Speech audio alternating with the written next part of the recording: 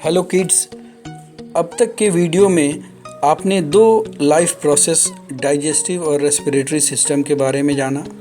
उम्मीद है कि टॉपिक को समझने में वीडियो हेल्पफुल रहा होगा। अब हम third important life process circulatory system के बारे में जानेंगे।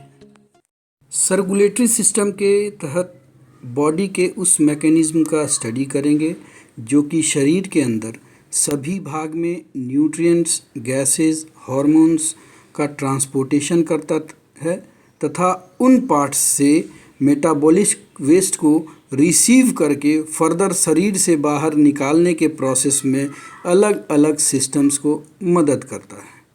सर्कुलेशन के नेचर के आधार पे प्राणियों में दो प्रकार के सर्कुलेटरी सिस्टम पाए जाते हैं, ओपन सर्कुलेटरी सिस्टम और closed circulatory system. Open circulatory system में ब्लड या बॉडी फ्लूइड वेसल्स में नहीं फ्लो करता बल्कि बॉडी कैविटी में फ्रीली घूमता रहता है। इस तरह का सर्कुलेशन इंसेक्ट्स, स्नेल, क्रैब्स ये इन्वर्टिब्रेट्स में पाया जाता है। क्लोज्ड सर्कुलेटरी सिस्टम में ये वर्टिब्रेट्स में पाए जाते हैं जिनमें ब्लड एक क्लोज्ड वेसल्स में पूरे बॉडी में सर्कुलेट होता है। इस सर्कुलेटरी सिस्टम के तहत इस सर्कुलेशन में हार्ट, आर्टरीज, वेन्स और कैपिलरीज का रोल होता है। ये सिस्टम ब्लड के सर्कुलेशन से रिलेटेड है, इसलिए ब्लड के बारे में भी जानना रिलेवेंट। क्लास 9th में आपने टिश्यूज़ के बारे में पढ़ा होगा। उसे थोड़ा रिफ़्रेश करते हुए हम उससे संबंधित कुछ रिलेवेंट इन्फॉर्मेशन लेते हैं। हीमेटोलॉजी मेडिकल साइंस का ब्रांच जो कि ब्लड और उससे रिलेटेड डिजीज़ और ट्रीटमेंट का अध्ययन करता है। ब्लड एक फ्लूइड कनेक्टिव टिश्यू है। इसके दो मेन कंस्टिट्यूएंट्स होते हैं, ब्लड सेल्स और प्लाज्मा। प्लाज्मा ब्लड का वो लिक्विड पार्ट है जिसमें कि ब्लड सेल्स सस्पेंडेड रहते हैं।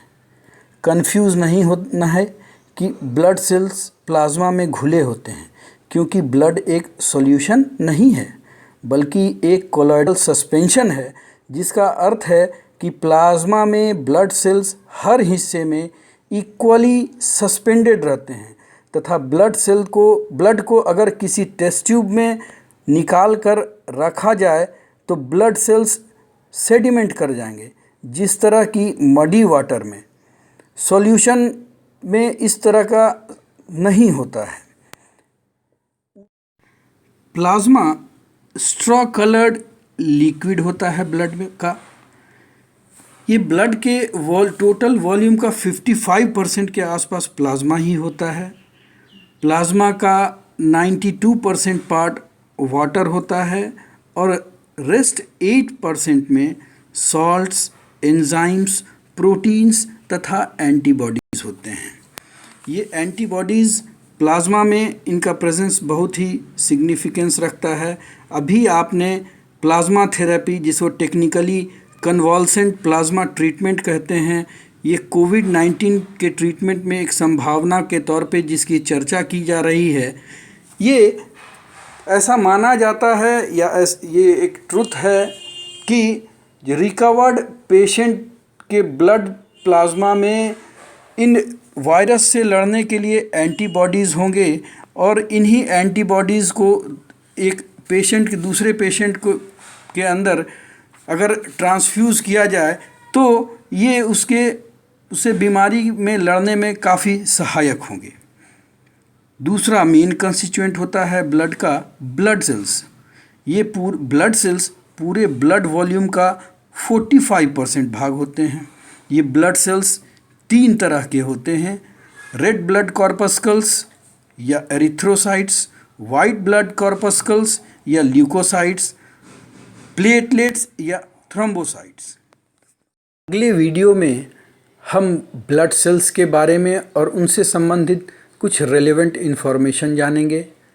अगर वीडियो पसंद आया हो तो लाइक, सब्सक्राइब और शेयर करना ना भूलें। धन्यवाद।